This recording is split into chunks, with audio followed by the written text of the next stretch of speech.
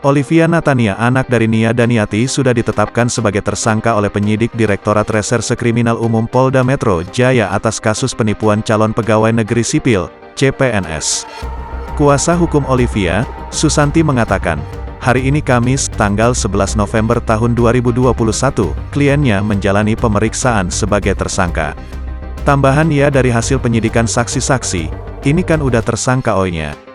Penyidikan tersangka, panggilan hari ini sebagai tersangka bukan saksi lagi. Sudah ditetapkan tersangka, kata dia saat dikonfirmasi. Dalam kasus ini, kata Susanti, kliennya dikenakan dengan pasal 372 KUHP, pasal 378 KUHP Junto 263 KUHP tentang penipuan dan penggelapan. Ia berencana bakal mendampingi kliennya ke Polda Metro Jaya setelah menyelesaikan pekerjaannya di kantor. Mungkin siang lah ya, nanti abis zuhur ya, abis sholat zuhur terus jalan, tapi saya pasti kesana, ujarnya.